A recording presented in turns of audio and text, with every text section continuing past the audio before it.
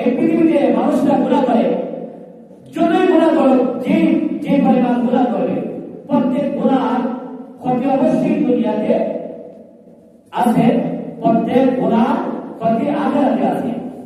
মানুষ যদি গুনাহ করে আখিরাতের ক্ষতি তো অবশ্যই আছে। এগুলো তো আপনারা অনেকে শুনেছেন, কোরআন হাদিস থেকে ওলামায়ে কেরাম বলেছেন।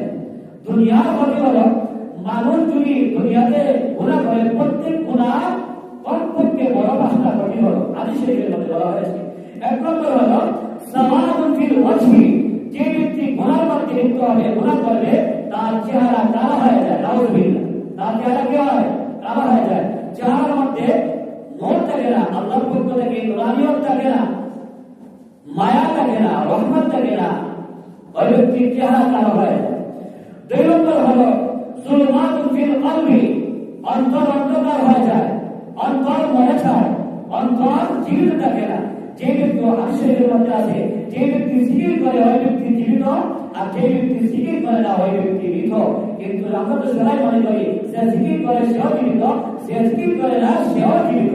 কিন্তু আল্লাহ তাআলার কাছে যে জিকির করে, আল্লাহ তাআলা গোলামি করে, সে জীবিত, আর যে জিকির করে না আল্লাহ তাআলার কাছে ওই ব্যক্তি দুনিয়াতে জীবিত থাকলেও কিন্তু আল্লাহ তাআলার কাছে মৃত।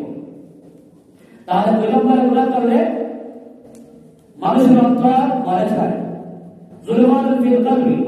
3 নম্বর হলো গুনাহ করলে দুনিয়ার শাস্তি ওয়াহাদুন ফিল বাদান, শরীর দুর্বল হয়ে যায়, শরীরের মধ্যে বিভিন্ন রোগ বাসা বাঁধে, একটার পরে একটা কষ্টের দ্বারা, যেমন ভাবে একটার পরে একটা আছে হাবি বাড়ি, যেভাবে একটার পরে একটা বেদ আছে, ঠিক তেমনি ভাবে যারা নাফরমানি করে তাদের শরীর দুর্বল থাকে, শরীরের মধ্যে বিভিন্ন রোগ অসুখ বিসুখ বিপদ আপদ জীবনে লেগে থাকে। নাউযুবিল্লাহ।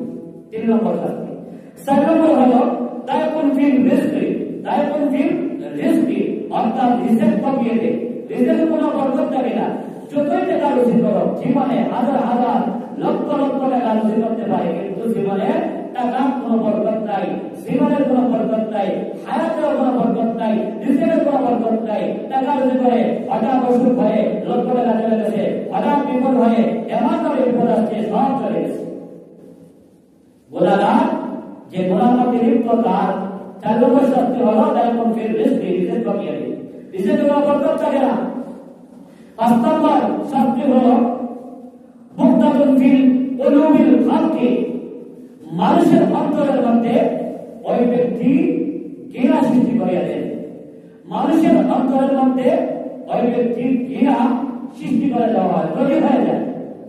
শুধু মানুষ নয়, তামাম পৃথিবীর মাখলুকাত, শুধু মাখলুকাত নয়, উত্তর জগতের ফেরেশতা, শুধু ফেরেশতা নয়, আল্লাহ তাআলার কাছে ওই ব্যক্তি নির্দিষ্ট একজন মানুষ প্রাণী হিসেবে ঘোষণা করে।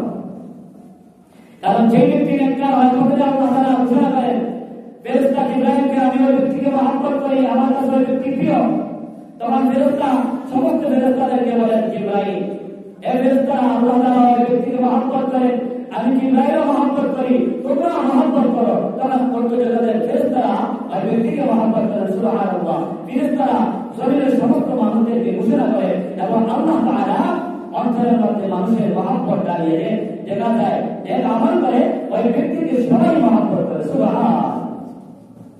এজন্য নেককার মানুষকে সবাই মহব্বত করে, আর বদকার মানুষকে মানুষে ঘৃণা করে, কুকুরে ঘৃণা করে, চতুষ্পর্যন্ত ঘৃণা করে, গর্তের বিড়ালকে ঘৃণা করে, সমুদ্রের মাছ ঘৃণা করে, জঙ্গলের হিংস্র প্রাণী সাপ এগুলো ঘৃণা করে, ফেরেশতা ঘৃণা করে, আল্লাহ তাআলা ঘৃণা করে। আল্লাহ তাআলা আমাদের সবাইকে আবাদত করুন। এই দুনিয়াতে যতদিন বেঁচে থাকি আল্লাহ তাআলা আমাদেরকে নেককার হিসাবে নেক আমল করার তৌফিক দান করুন। আমিন।